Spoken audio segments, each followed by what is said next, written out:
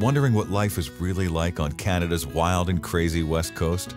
This podcast is all about the people, the places, and Vancouver Island time. Together, we'll explore this island paradise, a combination of ocean, city, and country living.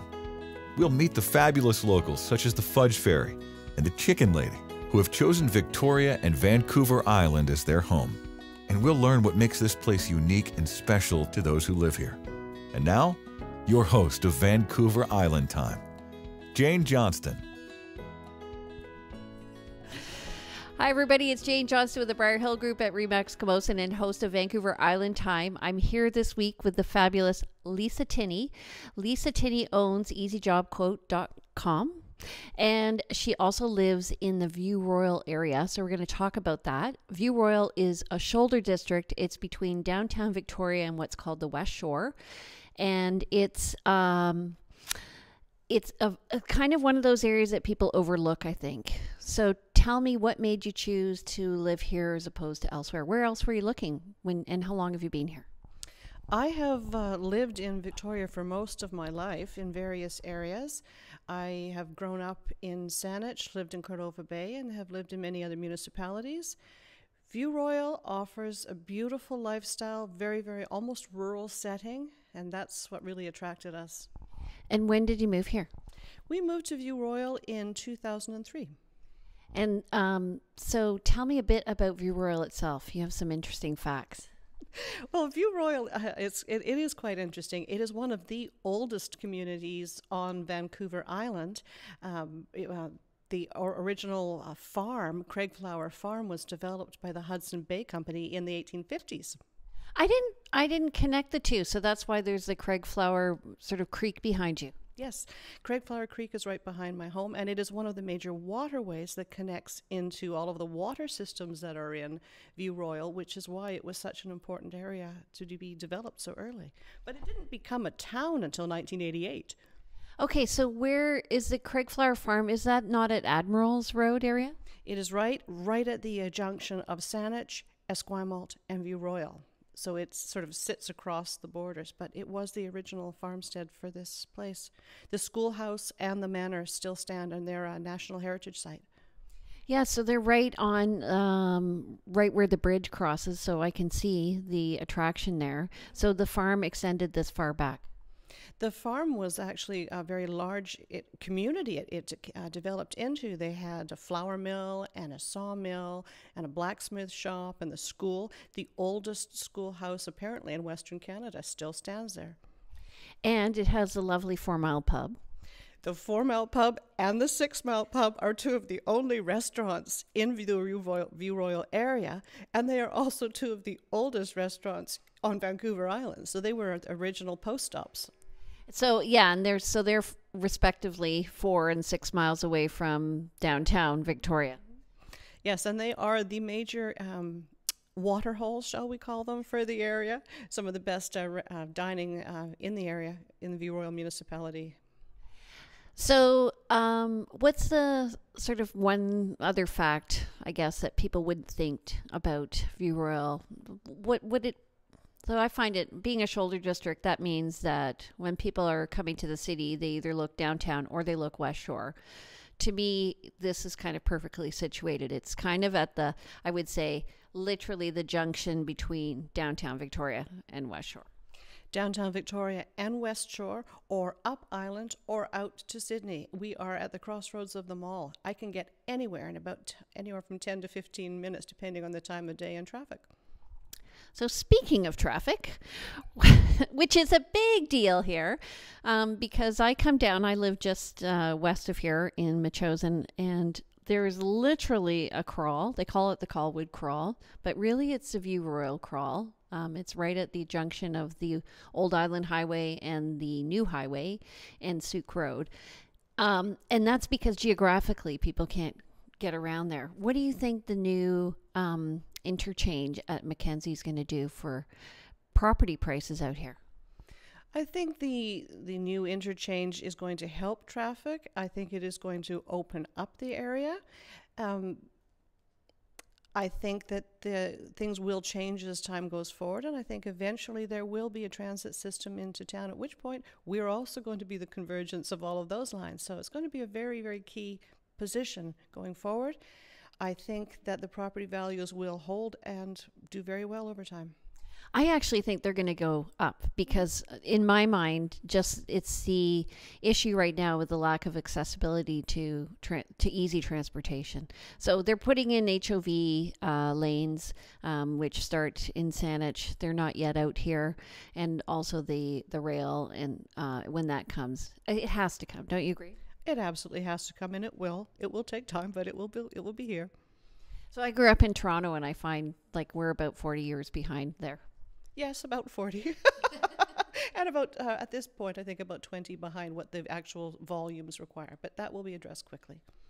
So you mentioned a few places to eat. So we have the 4 Mile and 6 Mile. There's also right at the corner of Helmkin, a new development there. There is a new development right across from the hospital, which is also relatively new in the city. There are grocery stores, liquor stores, pharmacies, all the usual, the Tim Hortons, the Starbucks, any of those companies. So the area is developing. One of the mottos of the municipality is to remain green and sustainable. So we have over 70 parks in this small municipality. It's only about 14.5 kilometers square, but we've got like 70 parks, so that's very green. Yeah, well, when you go to Ovu Rural, which again I think is overlooked, it's totally beautiful. It's on a sloping hill from the Old Island Highway down to the water. There are some parks in there that go over to Admirals, so you can go to Thrifties, right? You can go to Thrifties right outside the municipal lines in Esquimalt. Yeah.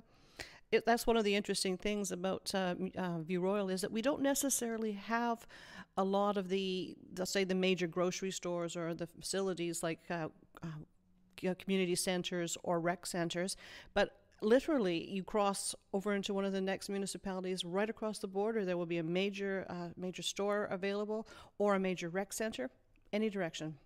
Right, so close to here you have the West Shore Rec Center, which if you belong to the municipalities of Metchosin, Colwood, and Langford, is View Royal a part of that?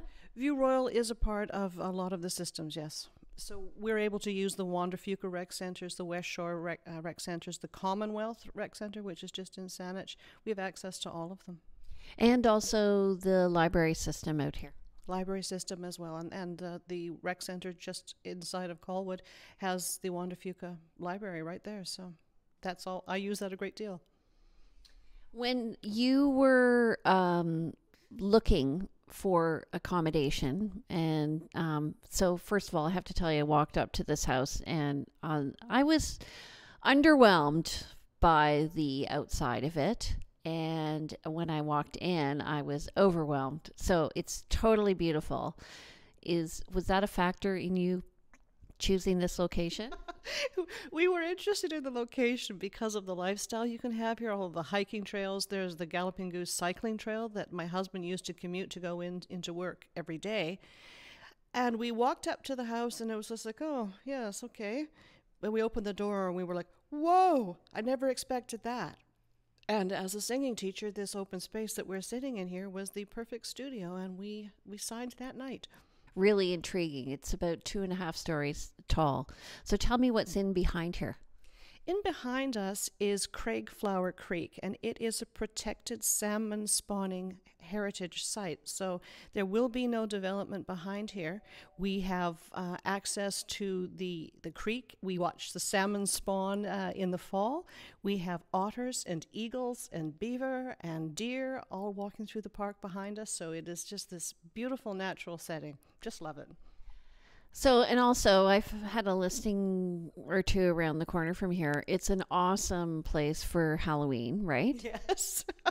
Yeah, so a very active neighborhood just around the corner. So the kids come from all over the place, and there's lots of costumes and little ghouls and goblins and witches and Yeti knights and all the rest of it everywhere. It's fun to live here. It's a very child-friendly neighborhood with the parks. It's also a very golf-friendly neighborhood with the golf course right up the hill behind, and they throw functions themselves. So yeah. And what's the name of that golf club? That is the Highland Pacific Golf Course. Right, and I'm told it is a good golf course. It is a good golf course. It's a challenging course in the continual height change. I got my friend once described it as a good golf course for goats to play on because mountain goats because of the terrain. But it's a sweet little course. Yeah, and so in terms of the West Shore, do you access anything around our neighboring communities for like the Royal Colwood Golf Course or? The Royal Colwood Golf Course, I sing at quite frequently. As a singer, I perform there for some of their functions. I have known many people who have golfed there, and in fact, the inroad to the Royal Colwood Golf Course is named after one of my second cousins. Really? Yes, Eileen Anderson. Oh, so how long have you been an islander, or your family? My family has been an islander. We've been islanders since I was a babe.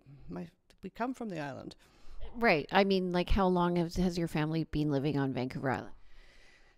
Probably since probably 1960 was when we came to the island once and for all. So it's very unusual here to find people who are from the island. Tamara Knott is another one who... Do you know Tamara? Yes, I do. Excellent greens if you want some. She's in an earlier episode. I also find... Really, do you find the demographics have changed in the last 15 years here? Victoria has changed a great deal since I was a girl. They used to call it the newlyweds, nearly deads, and that is not the case anymore. It is a much, much more complete demographic mix over the last few years. This neighborhood shows that. Just View Royal has we are about 1% lower in age demographic than the rest of the Greater Victoria area, so lots of families. Well, you look fabulous. Why, thank you. As do you.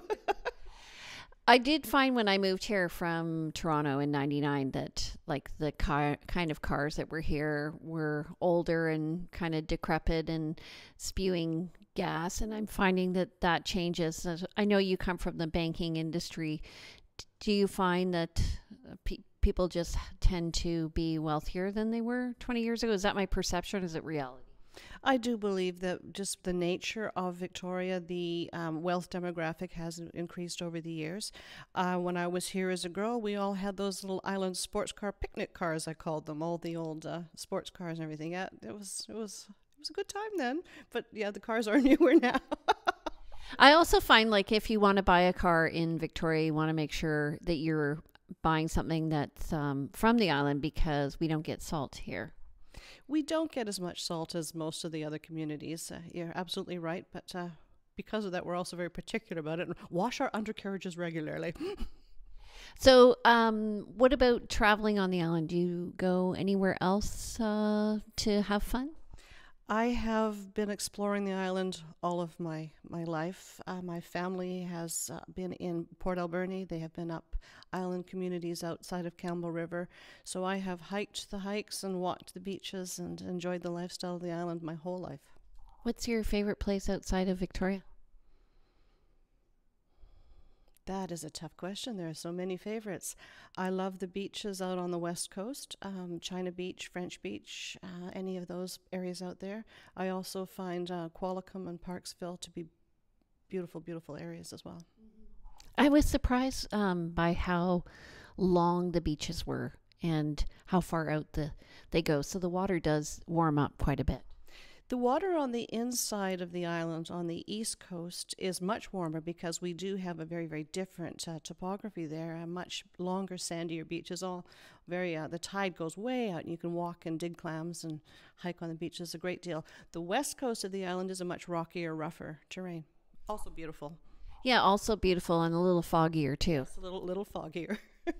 Okay, and then where do you go for grocery shopping and stuff around here?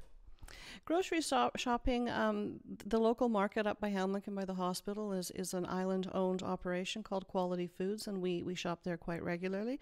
There are also all of the red barn markets and the big barn markets and the root cellar markets where I do like to go and get local produce. I also do drive the peninsula regularly and stop in at the farms and collect the fruits and vegetables right directly from the farmers, which is part of the lifestyle I really enjoy here. Yeah, me too. It surprised me as well, the variety that we can get here. So some people grow bananas here, right? Bananas, kiwi fruits, pineapples, and oh, those eggs, the island eggs, delicious. Well, we're going to be interviewing the chicken lady soon, so stay tuned.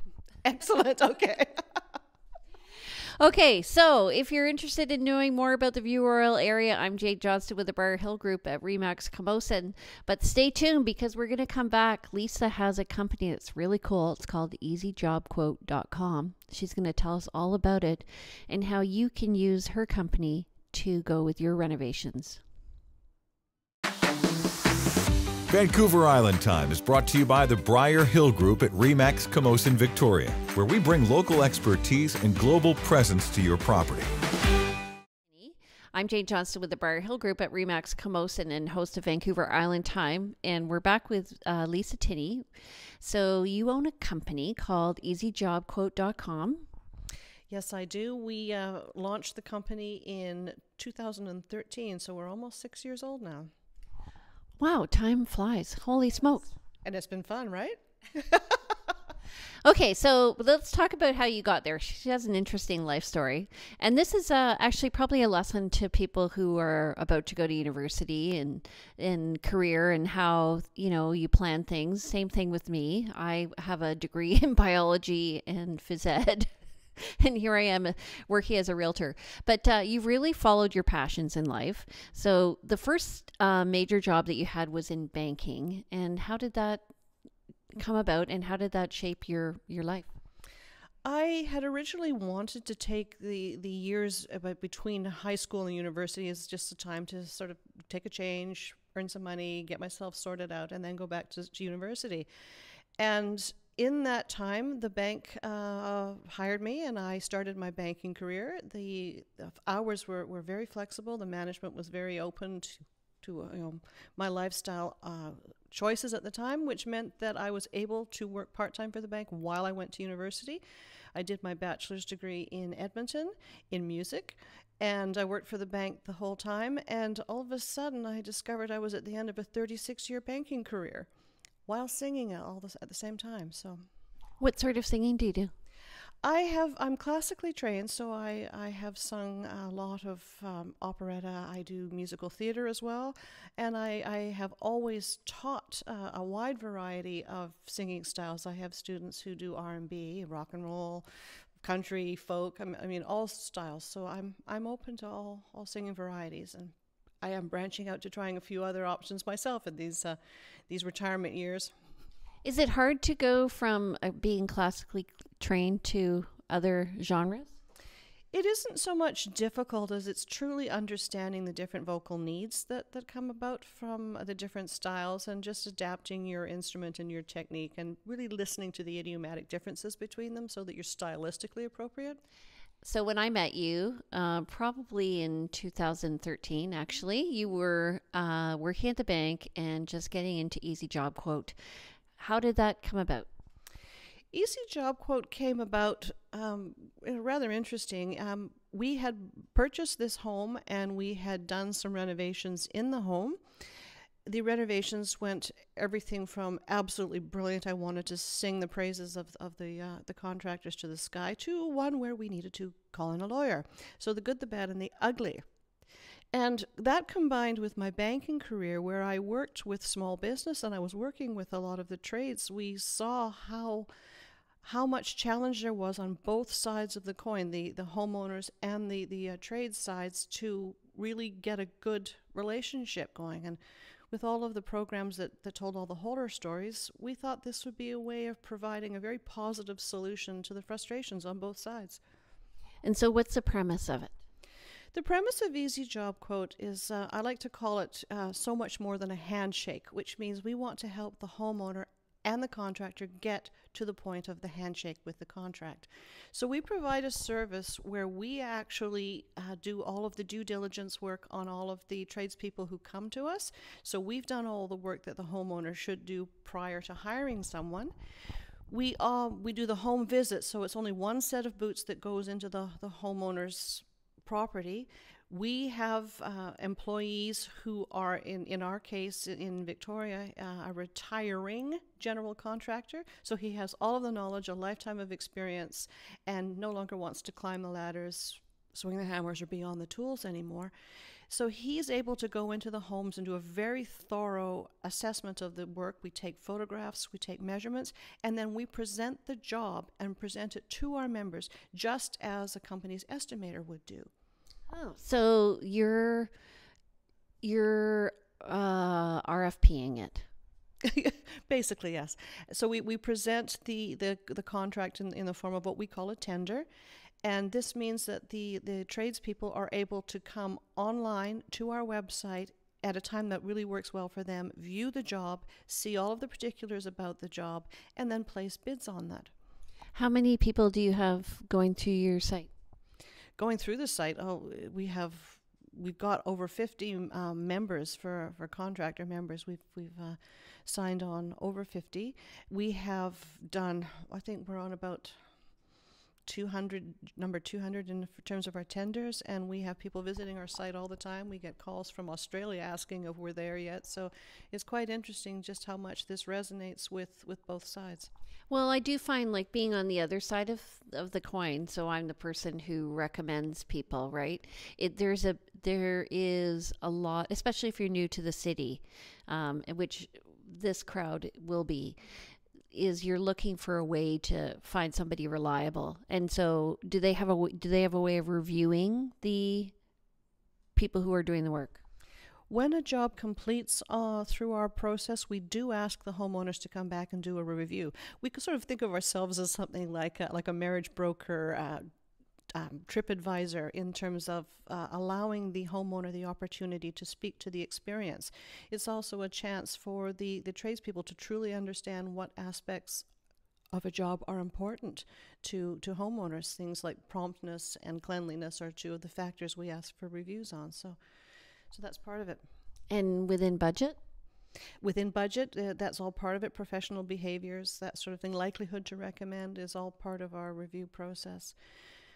We wanted to give the homeowner a voice in the hiring of a trade person and the experience they had. We also want to be able to really share the good work that is being done. There are so many truly excellent craftspeople out there doing really good work, and we wanted to make sure that was recognized. So has it gone over well? And how has it gone for your first 200 jobs? First 200 jobs, it has been a very interesting learning curve for everybody, as I think any new business concept is. But we've got some customers who are just over the moon with how well it's gone.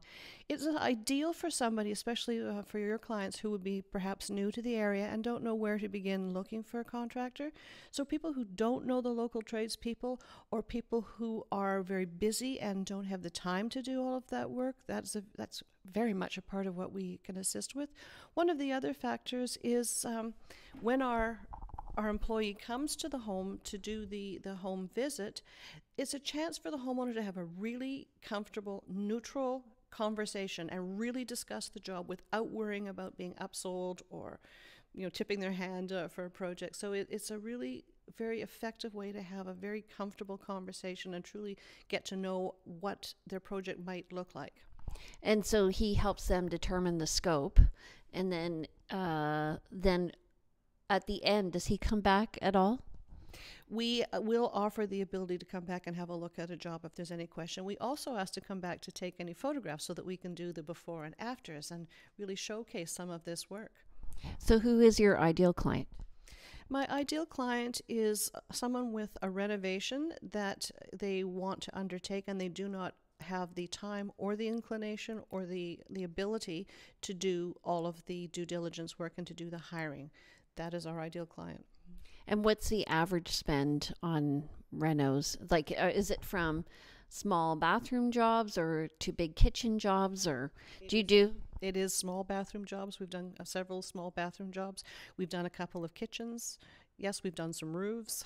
So it's Well, what I basically say, in order to qualify for our service and to use our service, it makes sense that your job is at least a day's worth of work and approximately $1,000 minimum in terms of the scope of the job. And anything other than that would be a handyman, and we can help with that too. Yeah, well, you're not handyman.com. You're easyjobquote.com. That market is cornered. So,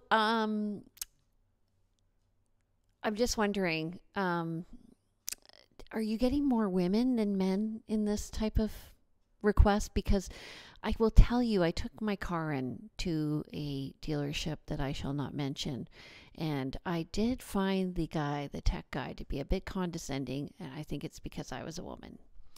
We thought when we started out that our ideal client was going to be someone just like myself, basically the woman of the household wanting to have the work done and not necessarily sure about doing all of the interviews with the contractors themselves. But as it has turned out, most of the clients that I have been dealing with have been the men. Really? Why? I don't understand. I couldn't give you an answer on that, but we probably deal with about probably 70% men at this point. Do you find people are very handy, or are you fixing up some work that other people have tried and they just decided, okay, that's it, I need to call in for help? We have had a few of those, but mostly it is people wanting to start a new project that we have been dealing with. We are able to go in after the fact, but most of our jobs have been, the starts and the beginning of the process. I think that's a good idea, because then they just come in, it's clear slate. Yes, it is. One of the things I like, I'm sure you'll be showing our logo on the program, and with the logo, for me, what that logo speaks to is we help put the two pieces of the puzzle together. It is also represents, if you like, the balance of the yin and the yang of the both sides. It is a door opening to the possibilities of your dream home. It is also a handshake closing. So we want to embrace the whole experience, and we want to help you at the beginning, and we want to help you celebrate at the end. So, okay, people are going to ask how they pay for your services. The service, we do charge a home visit fee. At this time, it's $149 plus the taxes, but that basically covers as the bare minimum of our travel and our time to put together the tender and present it, which in turn helps the contractors, because we've ensured that what we are dealing with is a job that is committed and ready to go. Okay, how do people finance these things? People will finance these renovations depending on the nature of the renovations. Sometimes the smaller jobs are just done through cash, lines of credit, whatever. But we also do recommend that before you do undertake a major job, that you do talk with your banker and your insurance company about what the impacts are going to be, and that you are financed ready to go ahead of time. Yeah, and you should be letting your insurance company know that you have somebody on the job. Do you make sure that they're covered by workers' compensation? This is one of the things we do with our due diligence. The process when I meet with a contractor is we do have an interview. We discuss with them what sort of liability insurance they hold themselves. We keep track of their WorkSafe accounts. We also collect any other documentation they might like to share that would differentiate their company from some of the others. For example, green awards, are they green certified? Any recognition they have? Like Red Seal? Yeah, any Red Seal is a particular one. So we're always making sure that we give our homeowner clients the full picture of just what this contractor is bringing to the job. Cool. And are the reviews of the contractors on your site? The reviews of the contractors are available when you are selecting your choosing from your bids. So we're not a list where you would just go in and look. What you would see is if someone has bid on your job, say you've got 3 bids, you can go in and have a look at past reviews and see which one best fits your needs. What's the timeline between submitting a request to you and getting a contractor in the house? Probably the quickest would be about 1 week plus 1 day, which would be our process. We post our jobs on a Monday at dawn, and we close them on the Sunday, and that allows everyone in our team listing to have the chance to review the bid and put a bid in. When it closes on Sunday night, the bids are then opened to the homeowner, and they can choose. And if they choose the contractor the next day and the contract goes out and the contractor says, I'll be there tomorrow, then you're looking at 1 week plus a day. Generally, we find, as with any deal, anytime, if you were doing the contract yourself and doing all the arrangements yourself, it's going to take several weeks before you actually have someone in the house doing the work. Yeah. Well, and also, if it's going to be well planned and well considered, then you're going to want to take the time, because what are the three things? Good, fast, and accurate. So you want all of those. You're going to have to wait, right? Yes, absolutely. We also help coach our homeowners. For example, if it might be best to do a permit before we open the contract up for bid, we have people who will help us prepare the permits and get everything set and ready to go. So we have we've sort of developed and built the business out a fair bit from our first launch, and it's really nice to see ways that we are able to help. Something as simple as, well, have the asbestos testing done before we put the bid out. That way we know you're going to pay for it eventually. So you might as well know what you're dealing with when we put the bid out.